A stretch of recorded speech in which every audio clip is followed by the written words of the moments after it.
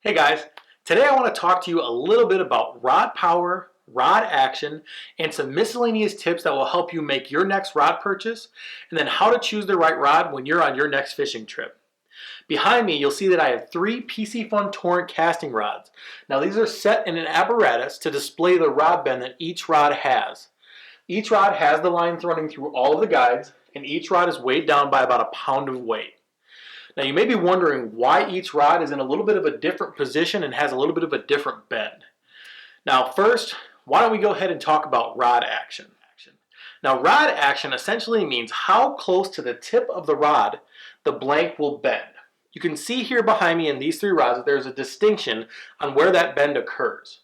Now you'll often hear actions referred to as extra fast, fast, moderate fast, or even moderate.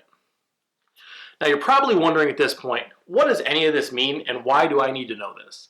Well, I'm going to show you exactly why. So the first reason lies in the casting ability of the rod that you're using. So for example, if I'm going to use, let's say, a 1/4 ounce Texas rigged Senko style bait, you're going to want a rod that's somewhere from a fast to a moderate fast action. This will allow that blank to load up under that light weight and launch that bait much further. Conversely, if you're attempting to cast, let's say, a 1 ounce bait on a rod, you're going to put yourself in a situation, unless you're using a heavy rod, where that rod tip could break and it's not going to have the power or the action to launch that bait. So basically the moral of the story is to match the action of the rod with the size of the bait that you're using.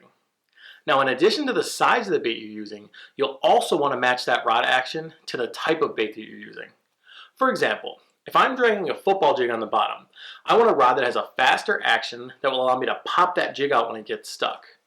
Or if I'm using a walk the dog style topwater, I want to ensure that the action of my rod is responsive enough to keep that bait in a walking pattern.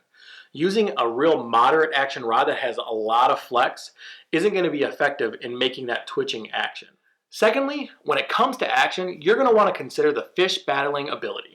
When fishing a bigger hook in dense cover, it would be appropriate to use something like a fast or an extra fast action. This will allow the rod blank to transition into the backbone of the blank quickly when you set the hook, ensuring good hook penetration. However, if you're using something like, let's say, a spy bait, you're going to want a rod that has more of a moderate action. So when you hook up with a bait like that, you have these small treble hooks. You want to use a moderate fast or moderate action rod, and that will allow that rod to flex. So when the fish starts shaking its head, the rod's going to flex every head shake, and that'll make sure those treble hooks stay stuck in the side of their face or in their mouth. That way you won't lose those big smallies when you're out there spy baiting. Alright guys, now let's talk about power. So when it comes to power, essentially what we're talking about at this point is how much weight or how much pressure does it take to put a bend in that blank. Now, if you look behind me, you can see that there's different rods with different powers here.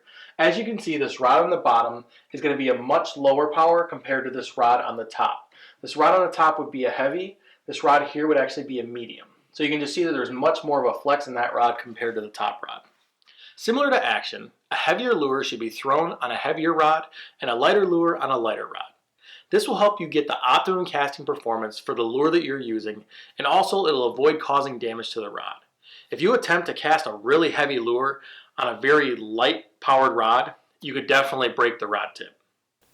Now in addition, you want to pay close attention to the line that you're using with the rod that you select. If you intend to use heavier line, you're going to want to go with a much heavier rod.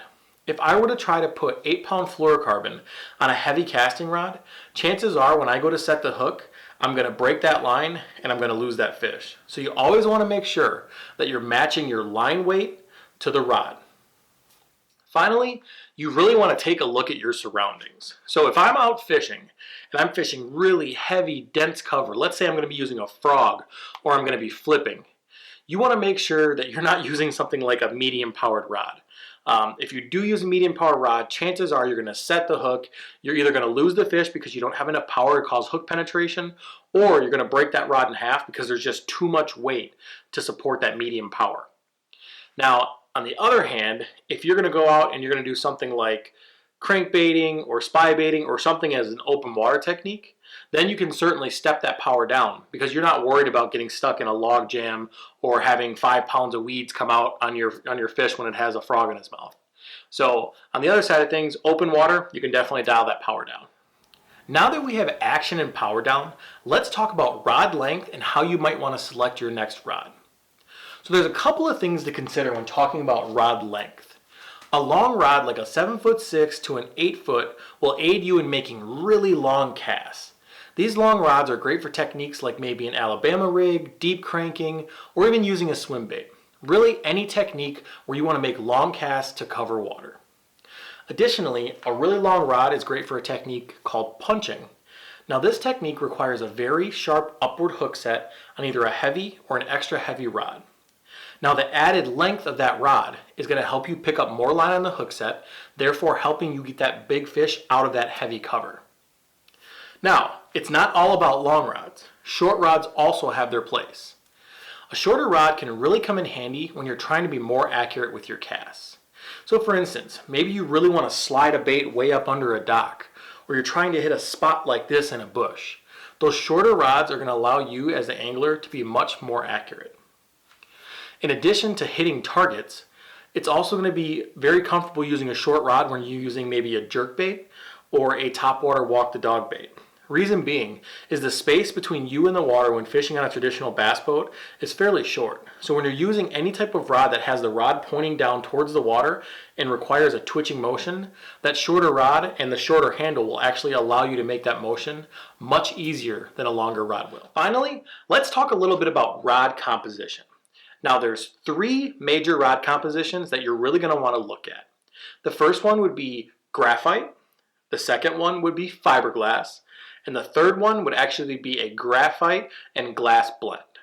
Now graphite rods are definitely the most sensitive rods in the market, and that being said, they're also much easier to break. They have a hollow design which can cause them to be brittle, but they're some of the most sensitive rods you can use, and they're very good for contact baits. Now, care must be taken in how you handle them.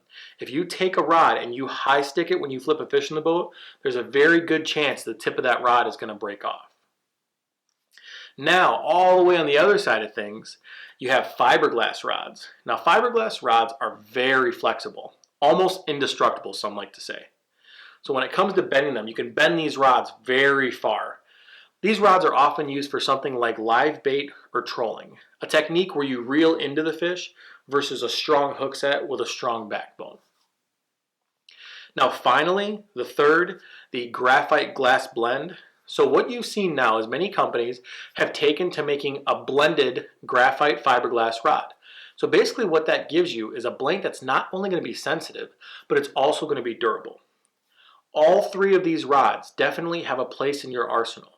You just want to make sure that you take a look at what your application is and select the right composition of rod for what you're looking to do.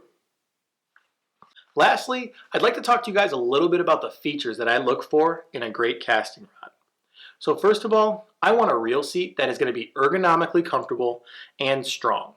When I'm setting the hook, I want to be sure that I can rely on that reel seat to stay and keep that reel in place. Also, a comfortable handle that fits the technique that I'm doing is definitely a must.